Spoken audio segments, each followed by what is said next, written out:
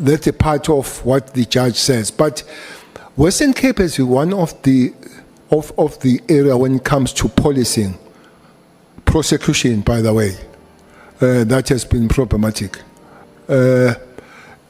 I'm sure you'll hear one day that there is an inquest. There is an inquest in the death of Moses Tembe's daughter. Honorable member, police did the investigation and they believed that that daughter was murdered. They believed.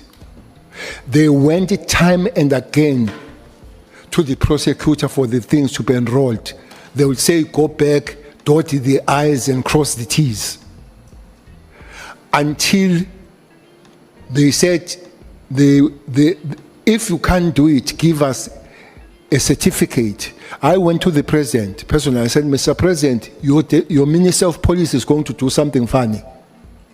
Is going to support the private prosecution. And the prosecutor refused to give certificate. So you can't prosecute, you can't give certificate. So you're stuck in the middle. But now I know that inquest, the magistrate that is there now is asking the question, why this thing was not enrolled, because it's an obvious case. You should ask the prosecutor that did not enroll it in this Western Cape. Hello everyone, and welcome to my channel. So that was former Police Minister Bheki Cele revealing that the police investigated the death of AKA's fiancée, Anele Nellie Tembe, and believe she was murdered. Nellie Tembe, who was originally from Durban, died in Cape Town in 2021, and her death was explained as possible suicide, allegedly having jumped or fallen from the balcony of the hotel room she shared with AKA on the 10th floor. However, during her funeral, her father Moses Tembe denied that Nellie wanted to take her own life. In his letter, he spoke about the dangers of alcohol and drugs, suggesting that substance abuse might have played a role in the events leading to her death. By the way, those remarks about alcohol and drugs were echoed in videos showing how extreme Nellie and AKA's relationship had become. In one clip, Nellie could be seen crying and shouting, "You won't believe what he's been doing to me." Another concerning video showed Nellie seemingly having a mental breakdown or episode while sitting on the floor, as AKA accused her of breaking things with visible damage around the room. In another moment, AKA himself was captured breaking down a door. All these incidences appeared to have been influenced by substance use. Reports later revealed that Nellie's family believed the rapper AKA pushed or threw her from the Pepperclub Hotel balcony. They also claimed that AKA did not attend to Nellie, who was reportedly still alive for 20 minutes after she hit the ground, but instead cleaned the hotel room and later went to party with his friends. All these details were contained in a letter written by the family's legal team to the National Prosecuting Authority, which is NPA, in the Western Cape, after he declined to prosecute AKA following its investigation into Nellie Tembe's death. So, Bheki Cele's testimony at the ad hoc committee yesterday shows that both the police and the Tembe family believed Nellie was murdered and wanted AKA to be prosecuted. However, the NPA in Western Cape decided not to pursue the case. By the way, AKA himself confirmed in an interview with Tembe that he did not go to see Nellie after she hit the ground.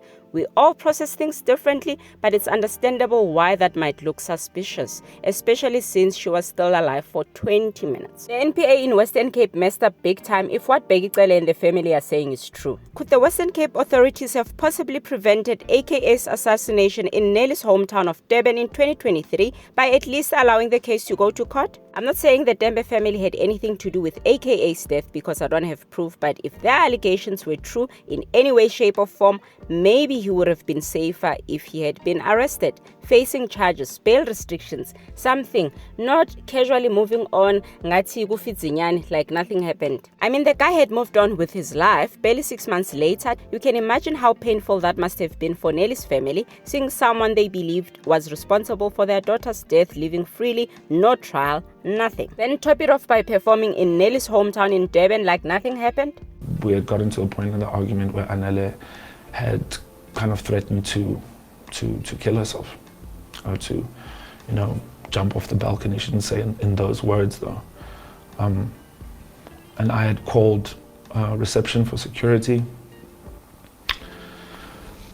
And I kind of tried to remove myself from the situation again, and out of, I think maybe out of panic, I didn't want to be there or kind of feel that this was going to happen. I kind of wanted to remove myself from it, so I went to the bathroom.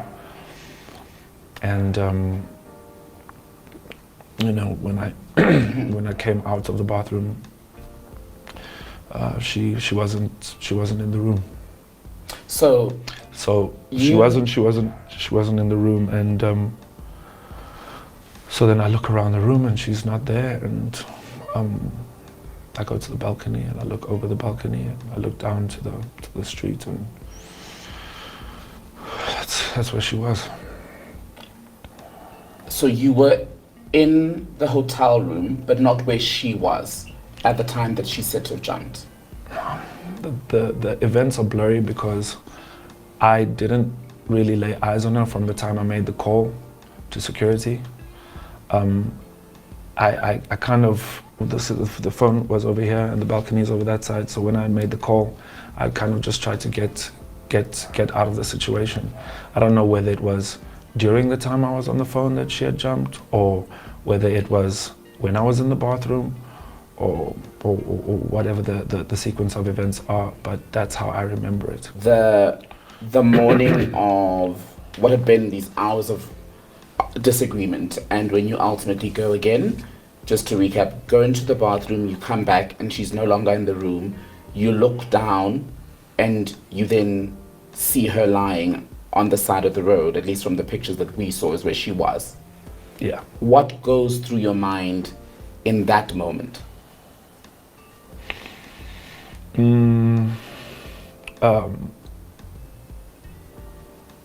I just started screaming, "Oh my God, oh my God, oh my God." It's something that's ingrained in my mind forever. It's not easy to think about. It's not easy to talk about. I remember going out onto the balcony.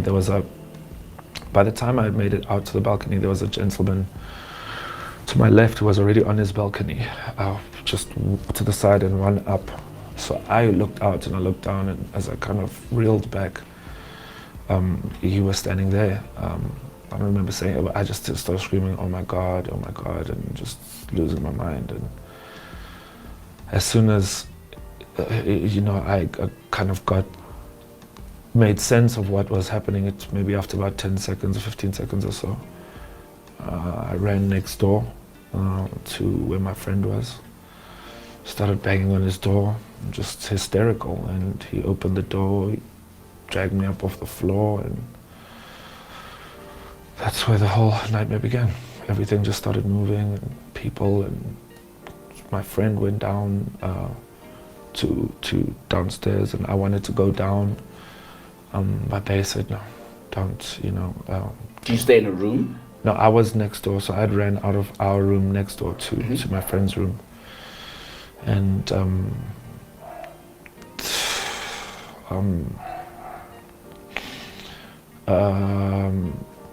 they had said she was still alive.